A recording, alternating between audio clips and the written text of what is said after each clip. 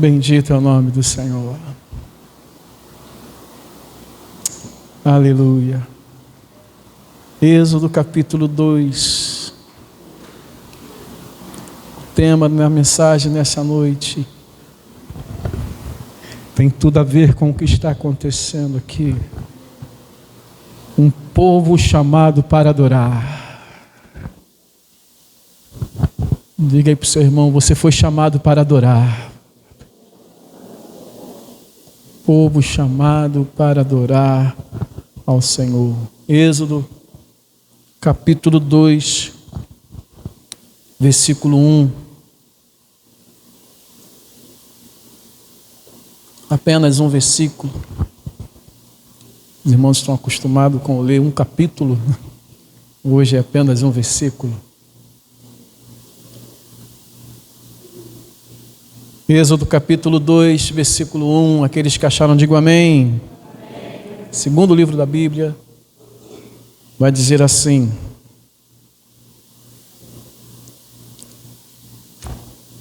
depois Moisés e Arão foram e disseram a Faraó: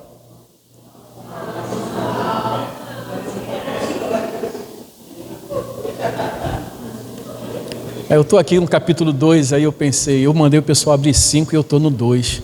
Mas não vou falar nada não, vou passar lá para o 5. É capítulo 5, desculpa, gente. Capítulo 5, versículo 1.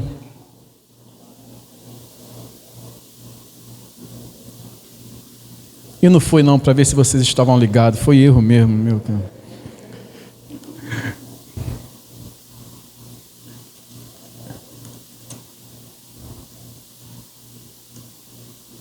Diz assim a palavra de Deus. Estamos aí, amém? Amém? Depois Moisés e Arão foram e disseram a Faraó: assim diz o Senhor, Deus de Israel: deixe o meu povo ir, para que me celebre uma festa no deserto. Deus abençoe a leitura da sua palavra. Vamos fechar os nossos olhos mais uma vez.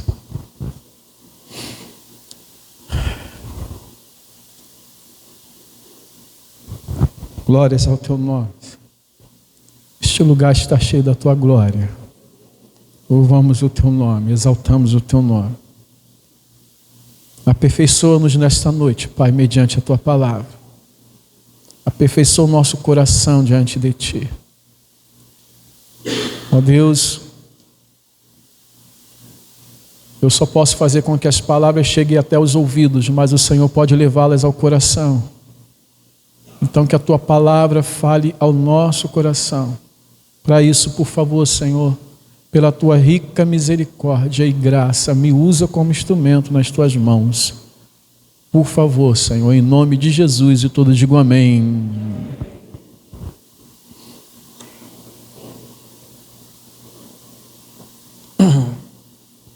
Por que existimos? Para que existimos? Em algum momento na vida, essas perguntas vêm à sua mente. Se não veio, espera que um dia você vai estar em uma situação em que você vai perguntar: para que eu existo? Por que eu existo? Qual a finalidade da minha existência? Há pessoas que sofrem de crise existencial. Os questionamentos sobre a vida, que pode incluir dúvidas sobre o propósito da sua própria existência, o sentido da vida, o valor que a pessoa tem, o futuro que espera, aquele momento cinzento na vida que a gente fica fazendo esses porquês, e essas crises, elas podem gerar incertezas, angústias, uma sensação de vazio, e pode levar pessoas à depressão, e pode levar pessoas até mesmo a desistirem da vida, por não encontrarem um propósito e uma razão para a sua própria existência. Mas a Bíblia, ela responde estas perguntas. Ela nos traz a resposta para isso. E eu quero propor aos irmãos achar a resposta para essas perguntas em apenas um versículo, que está lá em Apocalipse, capítulo 4, versículo 11, na visão que João teve do trono de Deus, onde ele vê o Senhor assentado no trono, ele vê os seres celestiais que estão ao redor do trono, os 4 seres viventes, os 24 anciãos, e há expressões de adoração a Deus, e o texto vai dizer o seguinte: os 24 anciãos, eles cantam, eles proclamam o seguinte: Tu és digno, Senhor, Senhor e Deus nosso, de receber a glória, a honra e o poder, porque criaste todas as coisas e por tua vontade elas vieram a existir e foram criadas. Esse texto pode até manter um pouquinho aí, Vi, por favor. Esse texto nos deixa claro 2 coisas. Primeiro que tudo, na verdade 3 coisas. Primeiro que tudo que existe foi criado por Deus. Então, uma primeira resposta é: por que eu existo? Eu existo porque Deus me criou. E uma resposta ainda mais forte, e a segunda coisa que esse texto nos ensina é: por que Deus me criou? Deus me criou porque Ele quis. Porque Ele, sendo um ser soberano, todo-poderoso, o grande eu sou, o dono de todas as coisas, Ele teve vontade que eu existisse. Eu existo porque Deus quer que eu exista. Você existe porque Deus quer que você exista. Aquele dia em que o médico fez a ultrassom e disse para a sua mãe ou seu pai, isso para aqueles mais novos, é claro, e disse: tem um bebê aqui dentro. Ele escutou né? O batimento da criança no ventre é sei lá, assim um barulho, né? Sabe por que o coração estava batendo? Sabe por que o médico falou para a mãe: tem um coraçãozinho batendo aqui? Sabe por quê? Porque Deus quis. Só isso. Eu existo porque Deus quis que eu existisse. Eu não queria fazer isso, mas você precisa convencer teu irmão. Não, é o Espírito Santo que convence. Mas fala para o teu irmão do lado: ó, você existe porque Deus quer que você exista. Deus desejou que hoje eu fosse alguém e eu aqui estivesse, e você estivesse aí. Eu sou fruto da vontade de Deus, e glória a Deus por isso. E esse texto fala a terceira coisa. Ele fala que tudo que existe é porque Deus criou. Deus criou porque Ele teve vontade de criar, e a vontade dele é feita. Ele faz o que Ele quer, o que Ele quiser, e tudo foi criado com que finalidade? Para a glória de Deus. Porque o texto está dizendo: Tu és digno, Senhor, de receber glória e honra e poder. Por que Ele é digno de receber glória, honra e poder? Porque Ele criou. Então tudo que foi criado é para que Deus recebesse glória, honra e poder. Então eu existo, diga, eu existo para a glória de Deus. Porque tudo que existe, existe para a glória de Deus. A teoria da evolução não nos vê assim. A teoria da evolução nos coloca como um ser desnecessário. Se eu fosse pregar Darwin aqui, ao invés de eu falar para você, dizer para o seu irmão: você existe porque Deus quer, eu ia dizer: diga para o seu irmão que ele é um ser desnecessário na história. É isso que a teoria da evolução fala. Que nós não tínhamos necessidade de existir. Simplesmente, nós somos um acidente do percurso. Nós somos obra do acaso.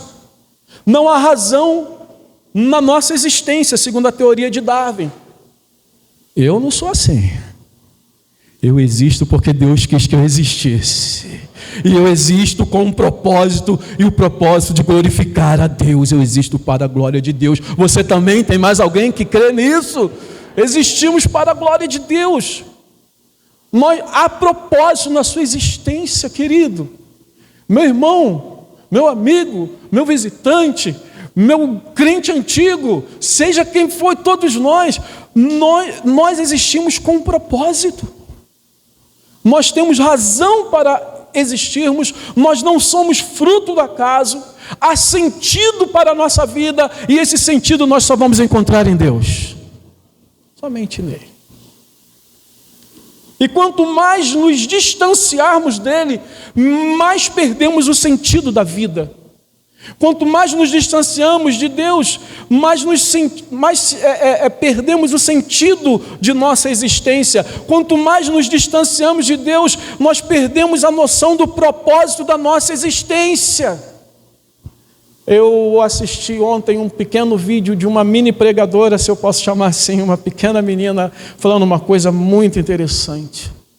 Interessante que eu não gosto muito de ouvir, eu ia passar de vez, mas o Espírito Santo me fez voltar para o vídeo. E ela falou assim: quando Deus criou todas as coisas, muito bonitinha ela falando, não vou imitar ela não, vai ficar ridículo tentar imitar ela aqui. Mas ela estava falando, quando Deus criou as coisas, Ele falou com as coisas já criadas, Ele falou com a terra: terra, produza as árvores, as plantas. E a terra produziu as árvores e as plantas. Deus falou com o mar: produza os peixes. E o mar produziu os peixes. Sabemos que foi pelo poder da palavra de Deus. Quando Deus criou o homem, o que Deus falou? Façamos o homem a nossa imagem e semelhança. Deus falou consigo mesmo. Deus falou com o que nós cremos pela revelação da palavra, que Ele falou com a Trindade, Pai, Filho e Espírito Santo.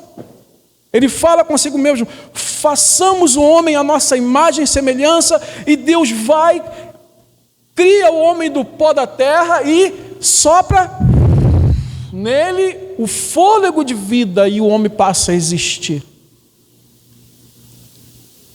Mas vamos pensar aqui: se você tirar a planta da terra, tirar a árvore da terra, o que acontece com a planta? Morre. A origem, a existência dela está na terra, e se ela for retirada da terra, ela morre. Se você tirar o peixe do mar, o que acontece com o peixe? Morre. Porque ele foi criado ali, a essência dele está ali. Se nos distanciarmos de Deus, nós também morreremos. Perderemos o sentido da vida, perderemos o sentido de nossa existência, perderemos o nosso propósito de ser e existir, porque nós existimos em Deus, e Deus é um Deus de propósitos. Ele tem planos, e nenhum dos seus planos podem ser frustrados. O texto que nós lemos é um texto que todos nós conhecemos.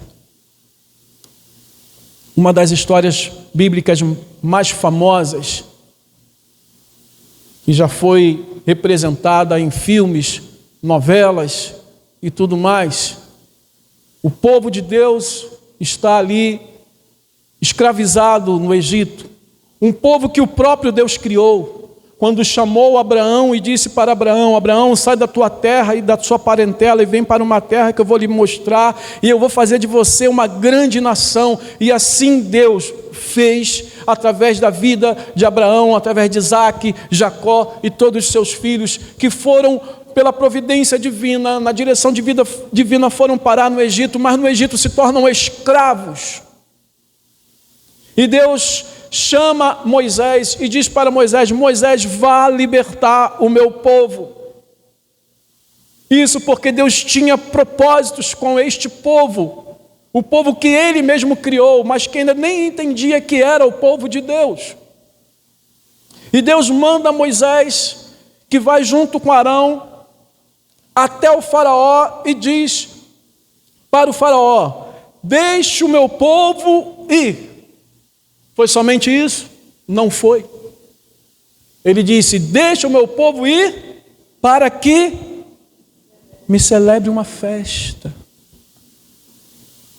Mas a pergunta que eu faço é: será que Deus queria apenas que o povo fosse lá, fizesse uma festa de confraternização igual a do final do ano e depois voltasse para o Egito? É óbvio que não. Nós sabemos que não. Nós sabemos que nesse versículo está implícito, está nos ensinando que o Senhor está chamando aquele povo para uma nova vida, para um novo estilo de vida, que seriam futuramente representados nas festas que o povo celebrava. Deus estava chamando esse povo do Egito, libertando este povo do Egito para uma vida de relacionamento com Ele. Este povo que está lá no Egito, conhecendo, entre aspas, vários deuses, Deus agora vai chamar esse povo para ter um relacionamento com Ele. Deus vai chamar esse povo para viver uma vida de adoração. Deus vai chamar esse povo e escolher esse povo para o adorar. E depois Ele vai representar isso nas festas. Nas 3 principais festas que havia em Israel, por exemplo, a festa da Páscoa, que representava algo que ainda nem havia acontecido aqui no capítulo 5, que era a libertação do povo. Então Deus institui a festa da Páscoa, onde eles iriam celebrar a sua libertação. Deus institui a festa das colheitas, ou das primícias, ou o Pentateuco, onde eles celebrariam a provisão, eles ofereceriam ofertas de gratidão a Deus pela provisão nas colheitas. E mais para frente, quando o povo fosse lá para a terra escolhida, a terra prometida, seria a festa dos tabernáculos, porque lá na terra prometida o povo moraria em casas. Então Deus instituiu a festa de tabernáculos, onde durante uma semana eles tinham que construir tendas e dormir nessas tendas, para lembrar que durante 40 anos eles passaram no deserto e moravam em tendas, e o Senhor os sustentou durante esses 40 anos. Ou seja, queridos, Deus tinha propósitos especiais com aquele povo. E um propósito especial de Deus com aquele povo, para libertar aquele povo, era para se revelar como o único e verdadeiro Deus. Porque o povo está no Egito, e no Egito o sol é Deus, a lua é Deus, os astros são deuses, a serpente é Deus, o Nilo é Deus. Toda criatura se torna um Deus no Egito, e Deus, o verdadeiro Deus, tira o seu povo para ensinar para aquele povo: olha, só o Senhor é Deus, só existe um Deus verdadeiro. Por isso que Gênesis foi escrito, porque Gênesis ele serve para ensinar aquele povo que está durante 400 anos no deserto, ouvindo que o sol é Deus, que a serpente é Deus, que o Nilo é Deus, que o faraó é Deus. E o Gênesis vai dizer o seguinte: tudo isso que eles chamam de deuses foi criado pelo único e verdadeiro Deus. Deus chama esse povo para revelar-se como o único Deus, e para que através desse povo também os outros povos reconhecessem que só o Senhor é Deus. Por isso que lá Elias, lembra quando os adoradores de Baal estão chamando, estão gritando para que Baal descesse fogo sobre o holocausto? E Baal não responde, porque Baal não existe, porque Baal não é Deus. E quando Elias ora ao Deus verdadeiro e o Senhor desce fogo do céu, o que o povo grita? Só o Senhor é Deus, só o Senhor é Deus. E como Deus faria isso, queridos? Deus faria isso através de suas leis. Os 10 mandamentos. Qual é o primeiro dos 10 mandamentos, que está lá em Êxodo 20, capítulo 20, versículo 2, vai dizer: Eu sou o Senhor, seu Deus, que o tirei da terra do Egito, da casa da servidão. Não tenham outros deuses diante de mim. Deus começa a ensinar, olha, não tenham esses deuses diante de mim, porque eu sou o único Deus. E isso vai estar lá no Shema, né? Em Deuteronômio, capítulo 6, versículo 4, uma declaração, uma profissão de fé tremenda. Eu gosto muito desse texto. Acho que você pode até ler comigo. Vamos ler juntos aqui?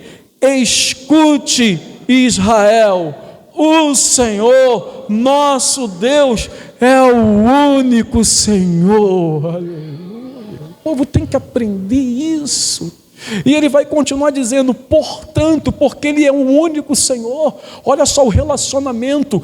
Ame o Senhor, seu Deus, de todo o coração, de toda a alma, com toda a sua força.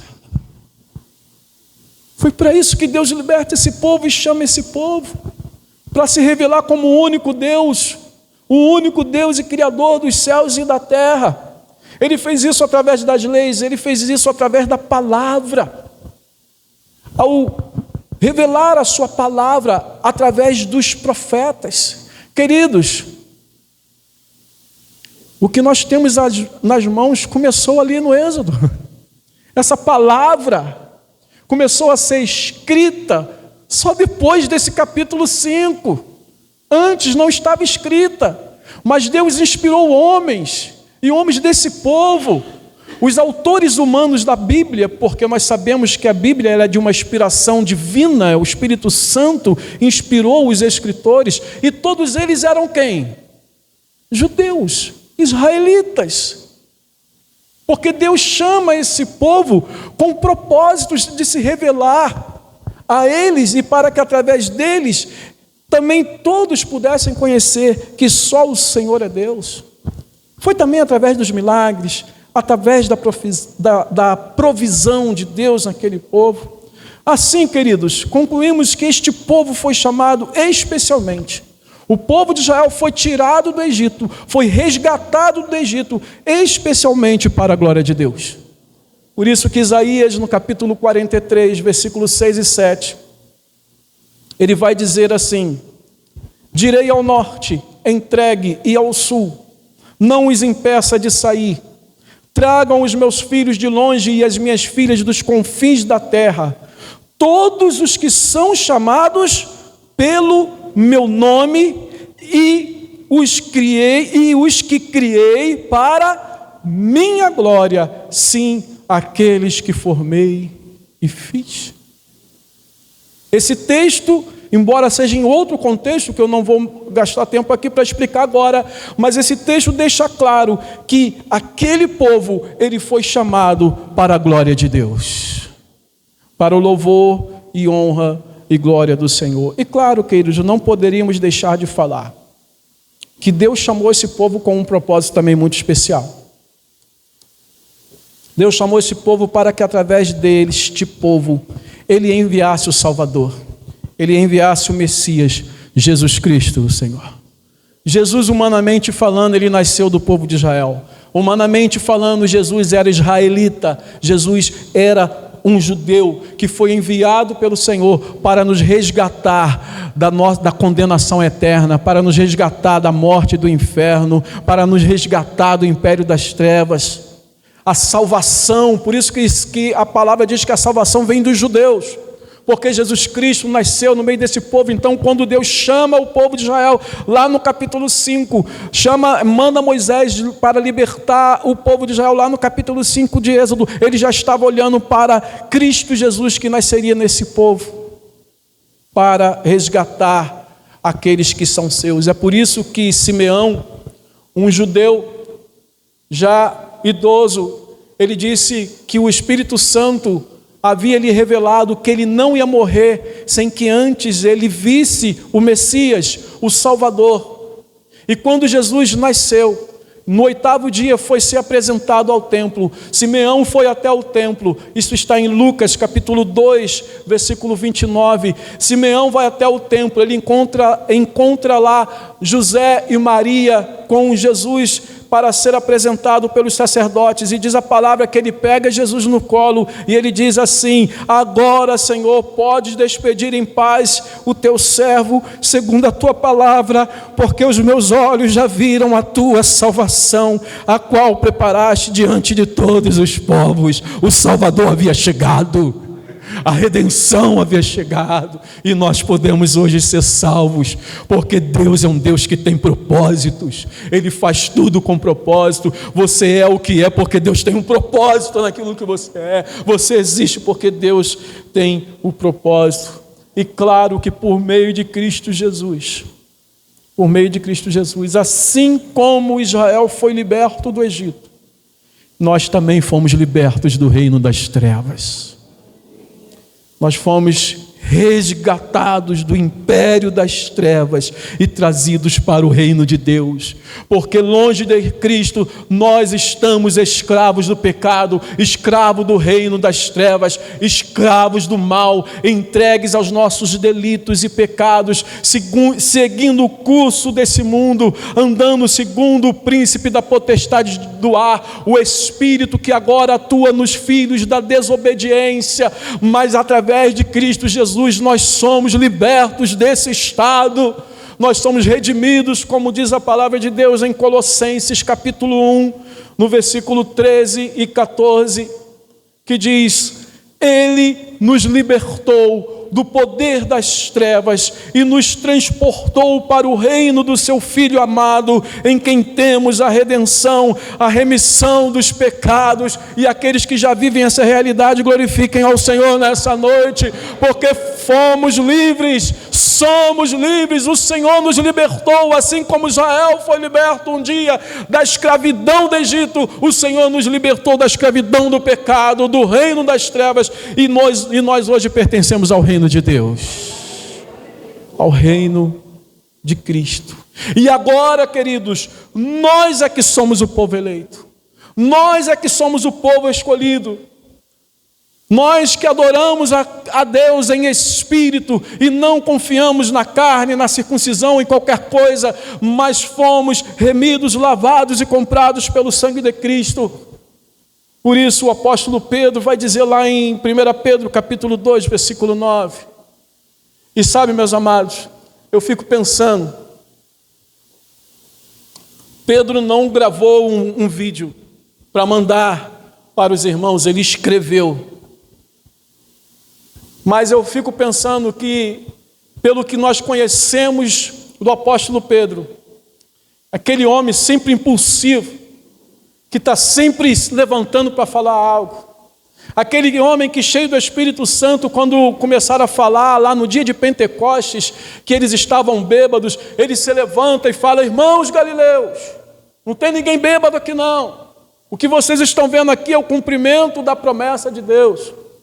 Eu penso que se Pedro fosse falar com os leitores da carta, ele ia rasgar os pulmões, ele ia olhar para aquele povo, ele ia dizer com toda a força do seu ser: vocês, porém, são geração eleita, sacerdócio real, nação santa, povo de propriedade exclusiva de Deus, com a finalidade, com o propósito, a fim de proclamar as virtudes daquele que os chamou das trevas para a sua maravilhosa luz. Esses somos nós, o povo escolhido para adorar, o povo chamado para proclamar, para anunciar, se necessário, gritar, fazer conhecido a glória de Deus, o poder de Deus, as maravilhas de Deus, as maravilhas daquele que nos chamou das trevas para a sua maravilhosa luz. Assim como Israel foi chamado para adorar, nós igualmente somos o povo de Deus, o povo chamado para adorar e para o servir. Quantos são do Senhor aqui? Quantos estão no Senhor? Você foi chamado para adorar. Você tem esse propósito. Tudo que você é, tudo o que você tem é para a glória de Deus. Assim como Israel foi chamado, nós também fomos chamados. Mas a pergunta é: como nós podemos adorar o Senhor? Adoração, queridos, como tenho falado, já falei na semana retrasada, adoração não é apenas o que nós fizemos aqui nessa noite. Adoração é um estilo de vida. Você pode repetir isso comigo? Adoração é um estilo de vida. É um estilo de vida onde eu procuro viver de tal forma que em tudo na minha vida Deus será glorificado. Em tudo. E tudo exclui nada. A adoração como estilo de vida é quando eu priorizo a glória de Deus. Deus vai ser glorificado? Amém. Deus não vai ser glorificado? Opa! Israel não deveria adorar o Senhor somente nas festas da Páscoa, tabernáculo, colheitas e outras que foram surgindo. Os pães asmos, não. Israel, ele deveria viver uma vida em que Deus seria glorificado através daquele povo. Em todas as leis civis, cerimoniais, tinham o propósito da glória de Deus. Tinha um propósito de exaltar o nome daquele que é, que era e que há de vir. E assim, como servos de Deus, como chamados para adorar, nós precisamos seguir a orientação do apóstolo Paulo aos Coríntios, na sua primeira carta, no capítulo 10, versículo 31, em que Paulo vai dizer o seguinte àquela igreja: portanto, se vocês comem ou bebem, 1 Coríntios 10, 31, põe para mim aí ver. Eu vou lendo enquanto ela vai colocando. Portanto, se vocês comem ou bebem ou fazem qualquer outra coisa, façam tudo. Veja que Paulo, ele não dá nenhuma margem. Você repara isso? Ele não deixa nenhuma margem. Não dá para você escapar nem para a direita nem para a esquerda.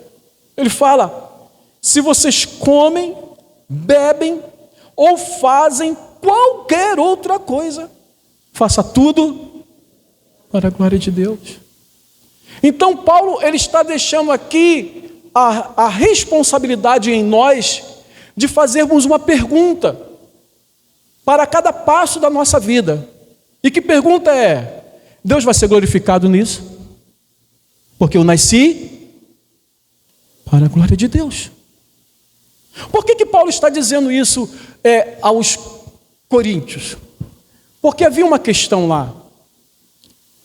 O povo tinha se convertido, mas havia muitas festas em Corinto. Havia muitas celebrações, porque Corinto, como todas as cidades naquela época, eram cidades idólatras. Atenas era o top, né? Era o máximo da idolatria, mas todas as cidades, elas tinham seus deuses. E havia festas para esses deuses. E nessas festas haviam alimentos que eram sacrificados a esses deuses. E a pergunta era: agora que eu me converti, eu posso comer desse alimento que é sacrificado a esses deuses que não são deuses, a esses ídolos? Eu posso participar dessas festas? Eu posso me sentar nessa mesa junto com as pessoas que estão celebrando e adorando a esses deuses? É como se hoje a gente perguntasse: o crente pode beber cerveja? O crente pode beber vinho? O crente pode ouvir música mundana ou música secular? O crente pode ir à balada? O crente pode ir a shows de grupos não cristãos, eventos seculares. O crente pode ir ao estádio de futebol, o crente pode ir à praia, o crente pode usar esta roupa, pode usar esse tipo de roupa ou aquele tipo de roupa. É tantos porquês, ou melhor, é tantas perguntas se pode ou não pode, e a resposta está aqui. É uma resposta muito simples. Você não precisa perguntar ao pastor se pode usar isso ou aquilo, fazer isso ou aquilo. Você já tem a resposta na própria palavra. Você pode responder para si mesmo. É só você perguntar assim: Deus vai ser glorificado? Se Ele vai ser glorificado, like. Se Ele não vai ser glorificado, dislike. É simples ou não é simples? É simples se no meu coração eu tenho o desejo de glorificar a Deus. É simples. Se o meu coração, se eu amo, por isso que lá em Êxodo, o que foi dito? Ouve, Israel, o Senhor Deus é o único Senhor. Portanto, amarás o Senhor, seu Deus, com toda a tua força, com todo o teu entendimento, com toda a tua alma, com todo o teu coração, com tudo que você é. Se você ama o Senhor, você vai querer que Ele seja glorificado, e na hora de você tomar qualquer posição, você vai pensar: opa, nisso Deus não vai ser glorificado, nisso Deus não vai ser honrado, e eu vou tirar isso da minha vida. É simples. Por quê? Porque um verdadeiro adorador, ele vai verificar se em tudo o que ele faz, como diz o apóstolo, Deus será glorificado ou não. Então, queridos, como adoradores, como um povo chamado para adorar, nós precisamos perguntar a nós mesmos sempre. Não é o pastor, não é a esposa do pastor, não é o diácono. Pergunta ao Espírito Santo que habita no teu coração. Espírito Santo, Deus vai ser glorificado? Eu vou honrar a Deus, eu vou exaltar a Deus, Ele vai ser adorado, eu vou cumprir o meu propósito de adorar, eu vou cumprir o meu propósito de exaltar. É isso que nós temos que perguntar.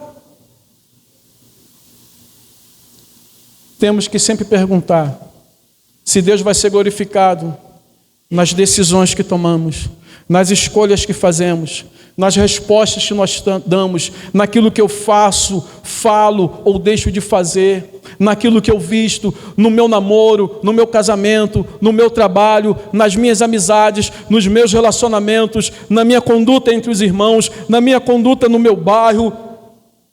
Eu tenho que perguntar: eu faço isso para a glória de Deus?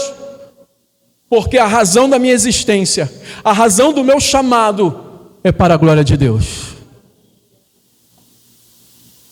Mas precisamos entender, queridos, que a adoração, e eu acredito que você já esteja entendendo, eu acredito que você já esteja entendendo, que a adoração ela não acontece somente quando nós viemos aqui à igreja para cantar e cultuar. Isso nos deixa claro que a adoração é um estilo de vida. Amém?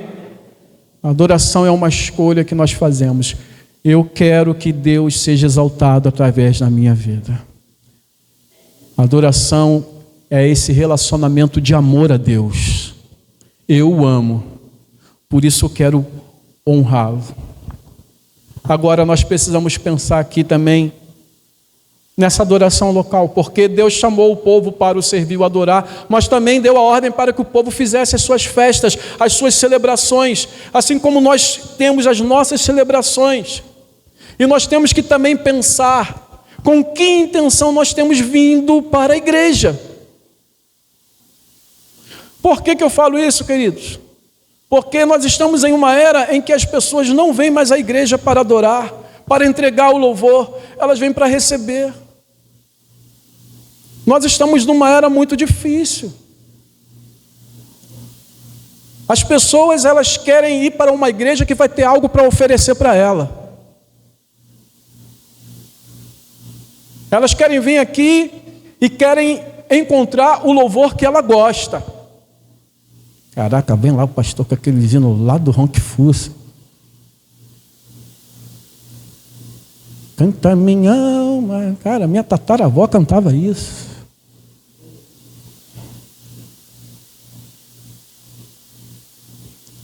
Quanto no máximo ele vai cantar: em Cristo só confiarei. Toda mão que o pastor ministra. Já... Quem vai ministrar hoje é o pastor, já sei os hinos que ele vai cantar.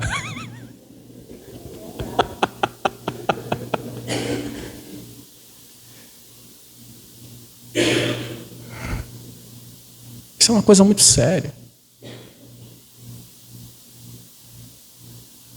Aí sabe o que está acontecendo na nossa era?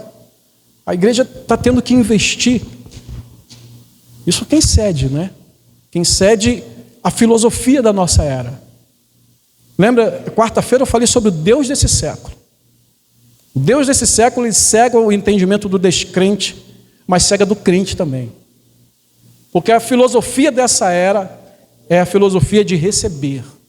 Eu tenho que vir para a igreja para me receber algo.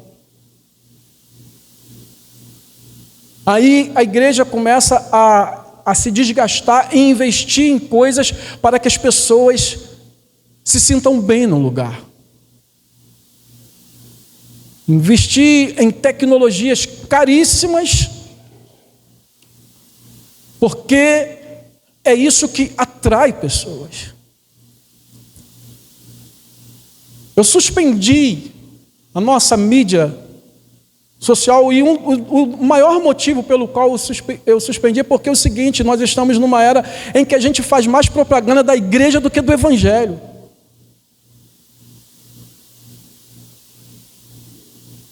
Entenda o que eu quero dizer, meus irmãos. Entenda o que eu quero dizer. A gente tem que tomar cuidado para nós não caminharmos na filosofia deste mundo.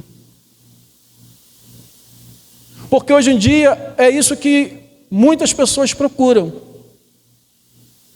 Hoje, graças a Deus, você está aqui comigo. Eu louvo a Deus pela sua vida. Porque você já foi para uma igreja igual a loja comigo. Você já foi para a igreja igual uma churrascaria comigo. Você já esteve nesse lugar aqui que era apertado, era difícil, e agora a gente está caminhando para ter algo melhor. Eu glorifico a Deus porque você está roendo esse osso comigo. Eu agradeço a Deus pela sua vida. Mas eu sei de muita gente que veio aqui visitar e foi embora porque falou: pô, esse lugar está muito ainda. Sabe por quê? Porque a filosofia da nossa era, eu tenho que ir num lugar que vai me trazer algum benefício. Queridos, benefício maior nós já recebemos na cruz do Calvário. Cristo Jesus morreu por mim, Ele me libertou, Ele me salvou, Ele perdoou meus pecados, Ele perdoa meus pecados todos os dias. Todo dia eu peco, todo dia eu posso confessar os meus pecados e voltar à minha paz com Deus, porque o sangue derramado na cruz do Calvário me lava e purifica de todo o pecado, e eu tenho paz com Deus. Eu não temo a morte, eu não temo a condenação eterna. Eu sei que o meu propósito começa aqui e termina em novo céu e nova terra, porque Ele voltará para me buscar. O que eu mais quero nesse lugar, se não adorar Ele? Eu tenho que vir para adorar. Vem para adorar. Não vem pensando: será que o culto vai ser bom? O culto não é para você. O culto é para Deus. O culto não tem a ver comigo, não tem a ver com você. O culto tem a ver com o grande eu sou, o Senhor dos senhores, o Rei dos reis. E quando eu venho para a igreja, eu tenho que vir com essa intenção de rasgar os meus pulmões e glorificar o Senhor. Deus tem colocado, o Espírito Santo tem colocado em mim um desejo de adorar. Adorar, adorar, adorar. Por isso eu cantei aqui, me deu vontade de pular, né? Agradeço pela vida, pelo sol que brilha. Rasguemos o nosso coração para adorar e agradecer a Deus. Canta minha alma, canta ao Senhor, canta, exalta. Se você é adorador, você tem motivo para isso. Se você ama o Senhor, você tem motivo para isso. Se você é adorador, você não precisa de nada para adorar. Você já tem aquilo que você precisa para adorar. Você tem o Senhor. Você tem o Espírito Santo. Você tem a salvação. E a sua vida é uma vida de adoração. E nós precisamos nos reunir neste lugar para dar a Deus, dar a Cristo aquilo que Ele merece, aquilo que lhe é devido. Precisamos entrar nesse lugar com gratidão e desejar que em todas as coisas Deus seja glorificado e exaltado, porque Ele é digno. Então, queridos,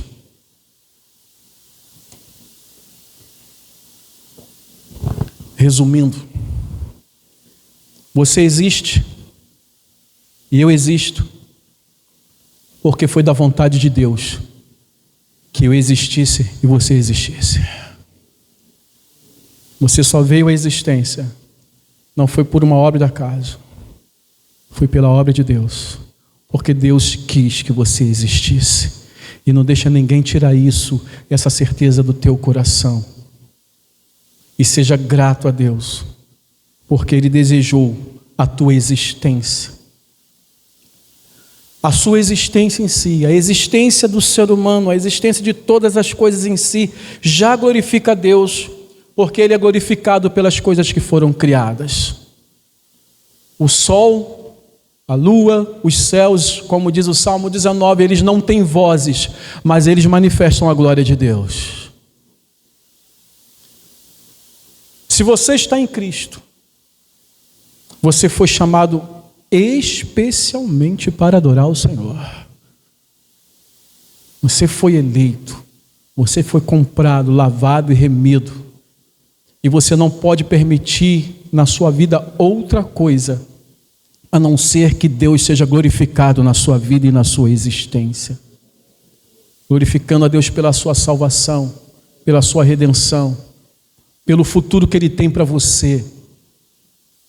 Se você não está em Cristo, você precisa entregar sua vida para Ele hoje ainda. Você precisa fazer isso logo. Já.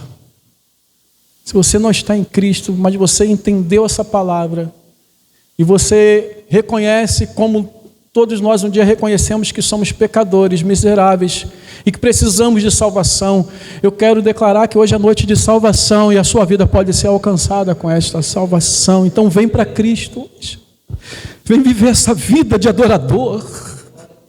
Vem encontrar sentido para a sua vida em Deus, em Cristo Jesus, pela unção do Espírito Santo, pela transformação do Espírito Santo na sua vida, porque nenhum de nós somos dignos disso, nenhum de nós somos merecedores. Nós estamos aqui por graça, pela graça fomos salvos. Isso não vem de nós, é dom de Deus.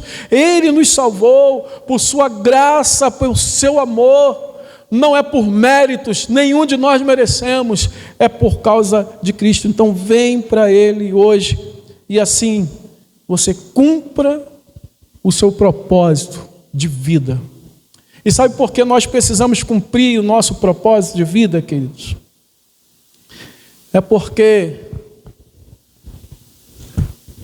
se nós fomos feitos para adorar e glorificar o Senhor, nós não vamos servir para mais nada.